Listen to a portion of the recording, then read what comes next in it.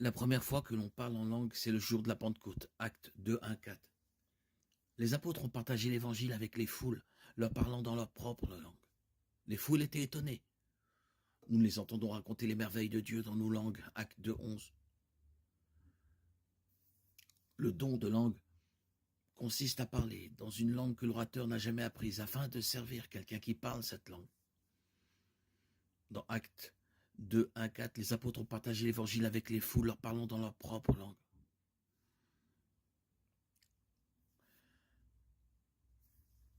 Dans 1 Corinthiens 12, 14, Paul parle des dons miraculeux en disant « Et maintenant, frères, si je vais à vous et que je parle en langue, à quoi vous servirai-je? Si je ne vous apporte quelque révélation ou connaissance ou prophétie ou parole d'instruction. » 1 Corinthiens 14, 6. Selon l'apôtre Paul, et en accord avec les langues décrites dans les actes, parler en langue est utile à celui qui entend le message de Dieu dans sa propre langue. Mais il est inutile à tout le monde, à moins qu'il ne soit interprété et traduit. Une personne qui avait le don d'interpréter les langues, 1 Corinthiens 12, 30, pouvait comprendre ce que disait un locuteur en langue, même s'il ne connaissait pas la langue parlée. L'interprète en langue communiquait alors le message de celui qui parlait en langue à tous les autres, afin que tous puissent comprendre. C'est pourquoi si quelqu'un parle en langue, qu'il prie pour que ce soit l'interprète qui interprète ce qu'il dit. 1 Corinthiens 14, 13. La conclusion de Paul concernant les langues qui n'étaient pas interprétées est puissante. Or, dans l'Église, j'aime mieux dire 5 paroles intelligibles pour instruire les hommes que 10 000 paroles en langue. 1 Corinthiens 14, 19. Le don des langues est-il pour aujourd'hui? 1 Corinthiens 13, 8 mentionne la fin du don des langues, bien qu'il relie cette fin à l'arrivée des parfaits.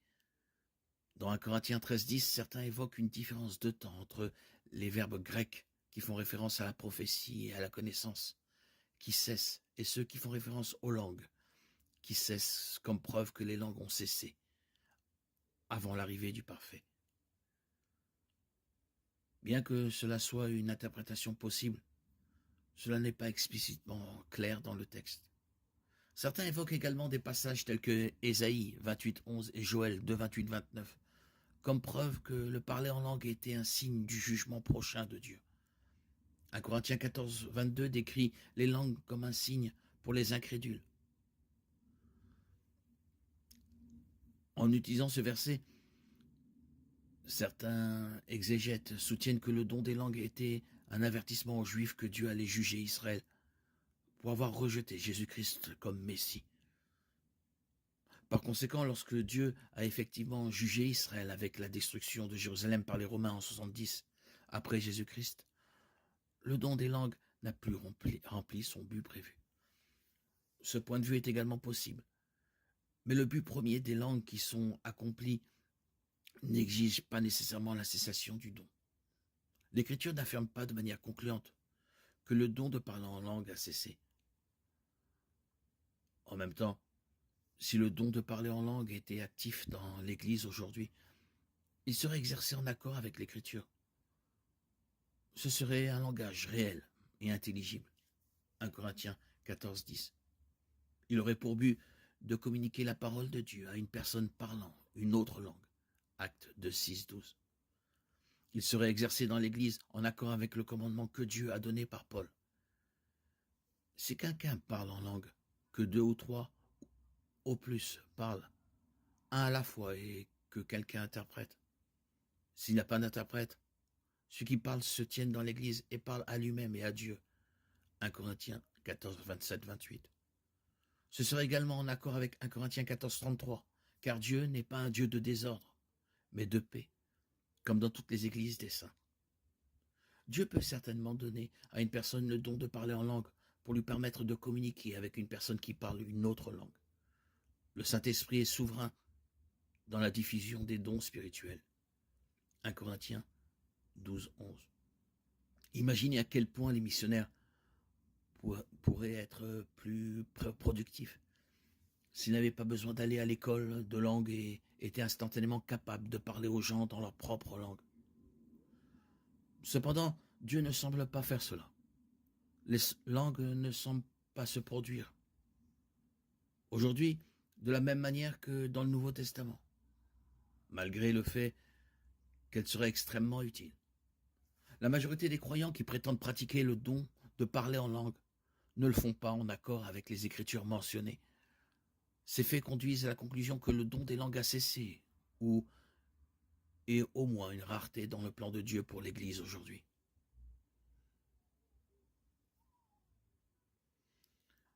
La Bible ne fournit aucune preuve que Jésus ait parlé en langue. Beaucoup de gens voient aujourd'hui les langues comme une forme de parole inintelligible et surnaturelle. D'un point de vue biblique, le don de parler en langue se produit lorsque quelqu'un parle une langue qu'il ne connaît pas, afin d'édifier quelqu'un qui parle cette langue. Au baptême de Jésus, le Père a parlé du haut du ciel, en des mots que tous pouvaient comprendre. Mais nous n'avons aucune trace de Jésus parlant en langue à cette occasion ou à toute autre occasion. De nombreux partisans du mouvement actuel des langues supposent que Jésus a dû parler en langue. 1 Corinthiens 14, 6. Il aurait été logique qu'il le fasse lors de son baptême lorsque l'Esprit descendit sur lui comme une colombe. Marc 1, 10.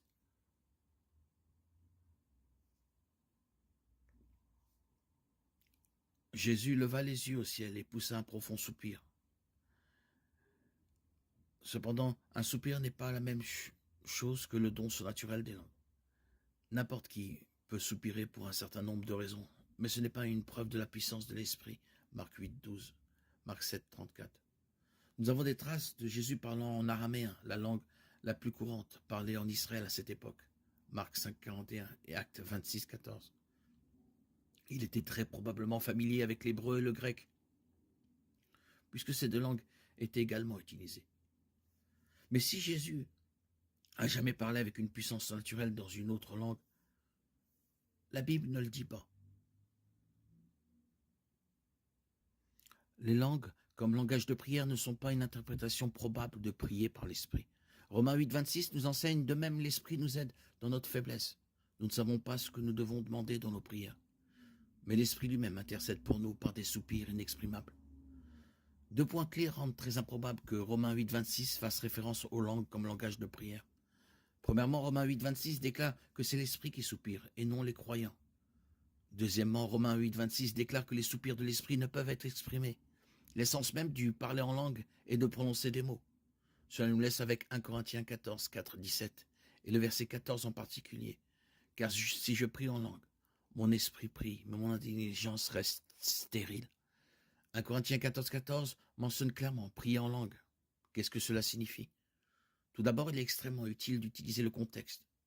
1 Corinthiens chapitre 14 est principalement une comparaison, un contraste entre le don de parler en langue et le don de prophétie. Le verset 2 à 5 montre clairement que Paul considère la prophétie comme un don supérieur aux langues. En même temps, Paul souligne la valeur des langues et déclare qu'il est heureux de parler en langue plus que quiconque. Acte 2 décrit la première occurrence du don des langues. Le jour de la Pentecôte, les apôtres ont parlé en langue. Ce chapitre 2 montre clairement que les apôtres parlaient en langue humaine, Acte 2, 6, 8. Le mot traduit par langue dans Actes chapitre 2 et 1 Corinthiens chapitre 14 est glossa qui signifie langue. C'est le mot à partir duquel nous obtenons notre glossaire anglais moderne. Parler en langue était la capacité de parler dans une langue que l'orateur ne connaissait pas afin de communiquer l'évangile à quelqu'un qui parlait cette langue. Dans la région multiculturelle de Corinthe, il semble que le don des langues ait été particulièrement précieux et important. Les croyants corinthiens étaient capables de mieux communiquer l'évangile et la parole de Dieu grâce au don des langues. Cependant, Paul a clairement indiqué que même dans cet usage des langues, il devait être interprété ou traduit. 1 Corinthiens 14, 13. Un croyant corinthien parlait en langue proclamant la vérité de Dieu à quelqu'un qui parlait cette langue, et ensuite ce croyant ou un autre croyant de l'Église devait interpréter ce qui était dit, afin que toute l'assemblée puisse comprendre ce qui était dit.